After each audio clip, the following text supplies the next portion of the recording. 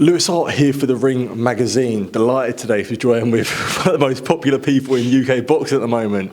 Josh Padley here in Belfast, head of good night fights. But Josh, first things first, how's things? How are you? Brilliant. Never been better. Like you say, it's been an absolute crazy week and a half for me now. It doesn't seem to be slowing down. It just keeps going and getting crazier. But I'm all for it and I'm loving every minute. Absolutely, as you say, obviously news come out yesterday, signed a promotional deal with Matchroom. It was about this time last week you were getting ready to fight Shakur Stevenson.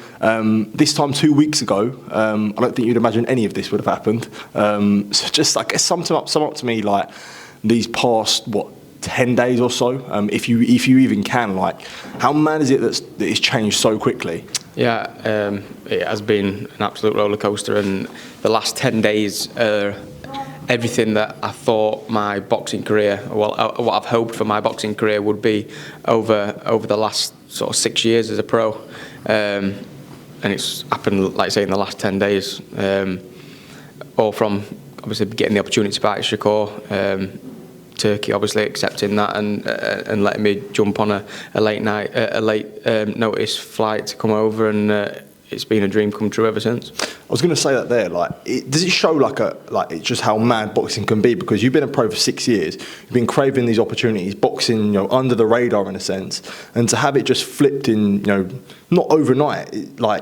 Is it mad to appreciate it all so quickly because you've been working to get into this position for 6 years, and essentially it's just happened like that? Yeah, like I say, the sort of fame side of it, has come literally in a week. But the long 6 years sort of slog to get to this stage has obviously been hard.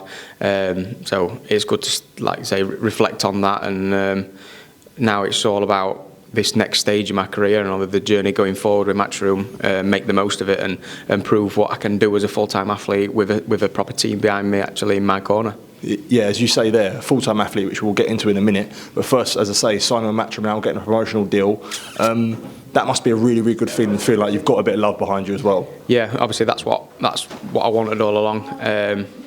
Matchroom, what a stable to be a part of. Put on some massive events. Like I say, I've done my first Matchroom 5K this morning with all the team. Slowly meeting everybody. I still don't know everybody yet either. Like I say, it's happened in seemed like a blink of an eye, but buzzing to be a part of it.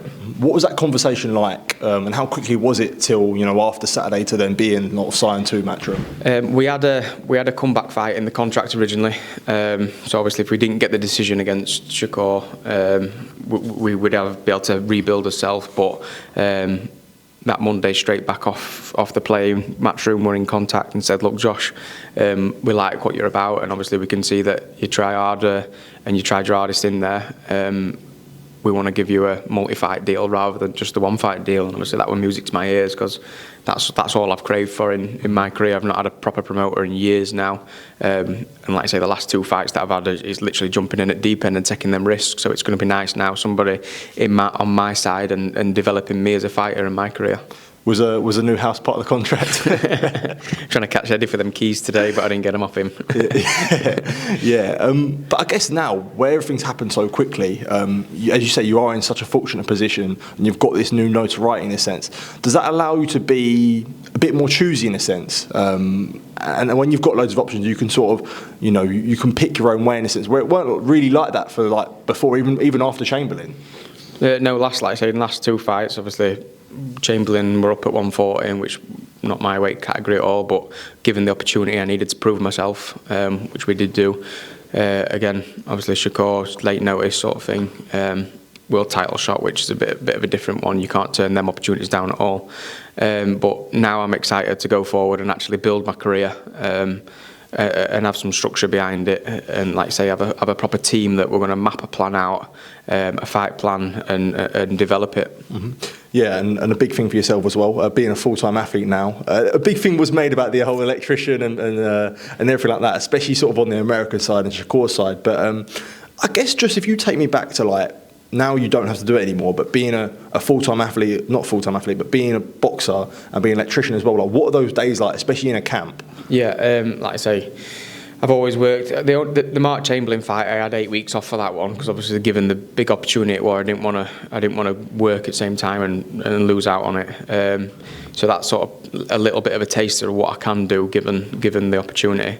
But other than that, whenever all my other 14 pro fights I've worked, so getting up at 5, 6 o'clock in the morning, getting home at 4 or 5 at night, going and doing an hour and a half training Monday to Friday and then a little bit on a weekend is obviously my training schedule as a professional fighter. Now given the opportunity to go pro, I can get my morning sessions in, my afternoon sessions in, and obviously structure my life a lot more around the boxing, which is just only going to improve me 10 times over. Yeah, as I say, like now you've just got all your boxing to focus on. As well as the physical benefits, how much mental sort of clarity and benefit do you think it will bring to yourself as well? Like you haven't got to worry about anything else other than just fighting.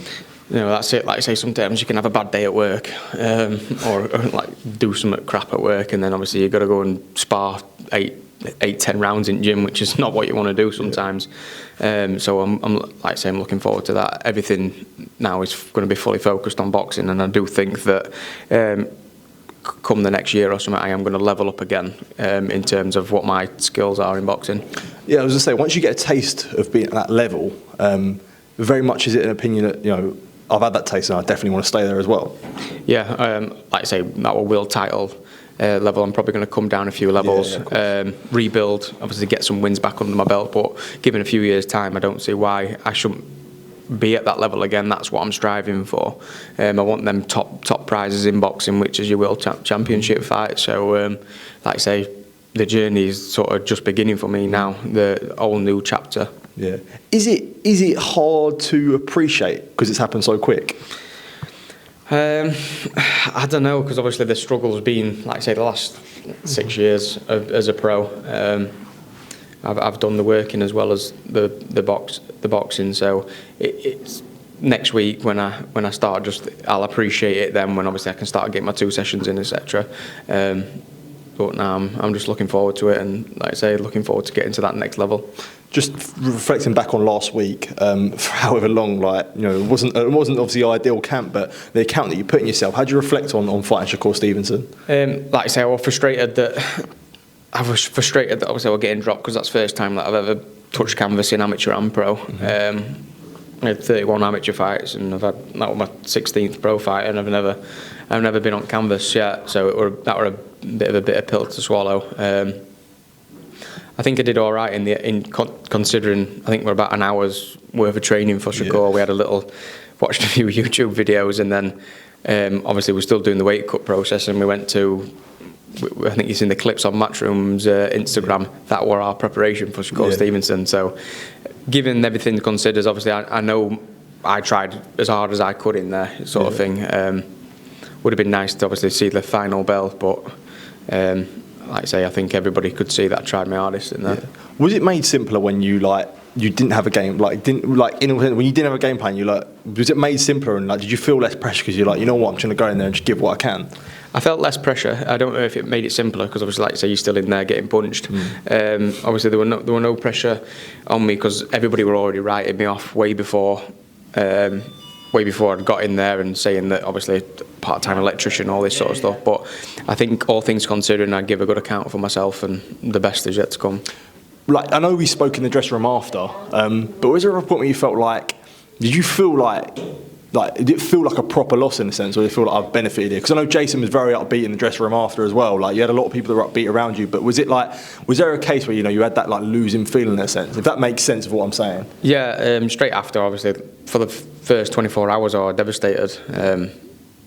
Horrible thing, losing, especially, like, say, big stage, everybody's looking at you, all, like, say, millions of people watching it around the world.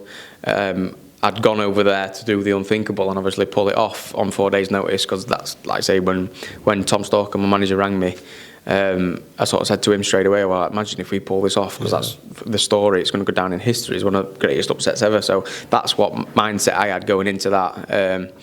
Like I say, we didn't get that, and for 24 hours or so afterwards I was devastated, but then all the love and stuff that everybody was showing me afterwards come in, and like I say, the deals and stuff like that. So that sort of softened the blow a little bit, to say. Did you try and get Shakur up to Doncaster? I know he's in the UK and he said it. I know he sent you a tweet. Did he get up there? Nah, I think he was down in London, wasn't he? Saying that he could. He's hitting some parties up. I don't think he'd be ready to party with some boys like me. But nah, I'm gonna stay off that and get back into the gym Monday, because I've got some proving to do. Because obviously I didn't get the victory. So yeah, what's the reaction been like with your friends, family back home? Like, almost feels like I haven't lost. Everybody's behind me. Like I say, I've been walking around Belfast today. Never been here before in my life, and there's people stopping me in the street and asking for pictures, and crazy response, overwhelming.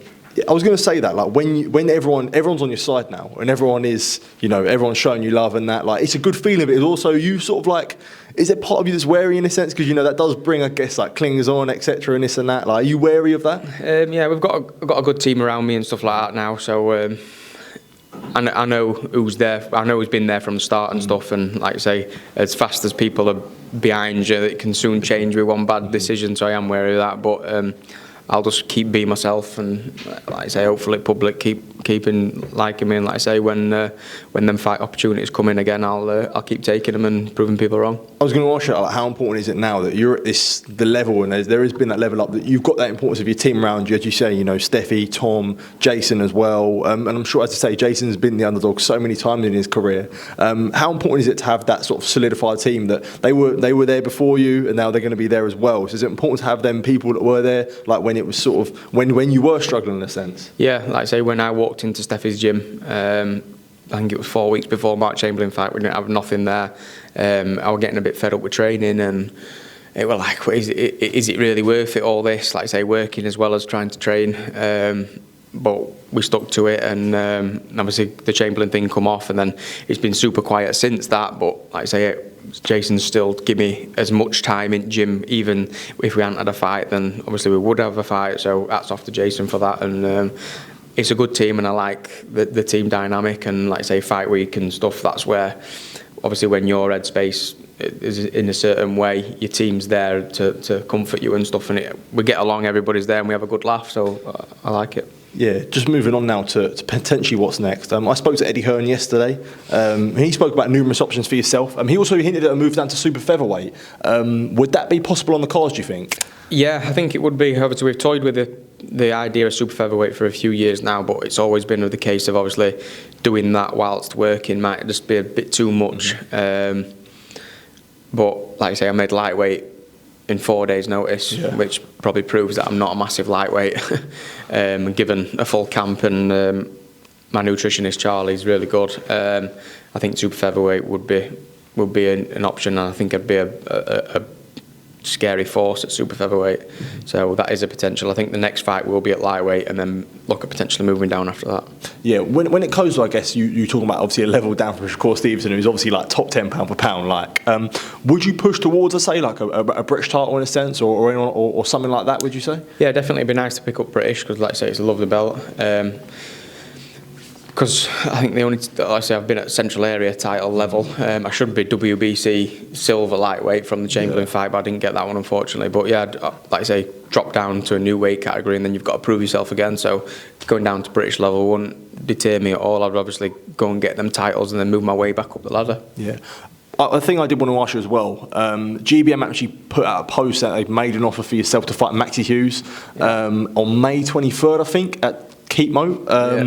I guess if you could address that, and like what's the deal there? Yeah, I think they put a post out saying that we've had an official offer, but they sent an official offer about 3 weeks ago, which we were considering because we didn't have no other options. But the landscape has changed quite drastically over the last couple of days now, and I think they sort of need me more than I need them now. So, but I'm going to put faith in Matchroom now. They've got a plan for me, and they've got a vision of where we're going to go and where Josh Padley's going to end up. So that's now the plan, and I'll leave it to them.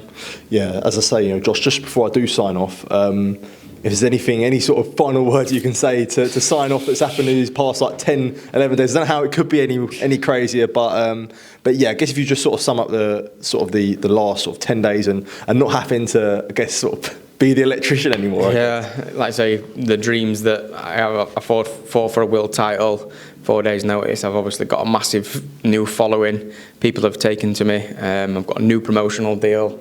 I'm able to pack my job in and fully dedicate myself and chase my dreams as a boxer now. So, I mean, like I say, the last 10 days of literally what dreams are made of, and that's I'm keen to make the most of that now. And like I say, I said it before, but the journey is literally just beginning for me. Stay tuned for the next 12 months and stuff like that with the Matchroom. It's only going to get bigger and better. Yeah, as I said, exciting times for you, Josh, and can't think of anyone more deserving. Appreciate it. Appreciate it taking time to speak to me. Really, really means a lot. And enjoy Belfast tonight. Enjoy the scoring, mate. Mate, yeah. But yeah, no, really appreciate it, and all the best for the future, mate. Top man, thank you. Appreciate it. Thank you. Cheers, mate. Thank you.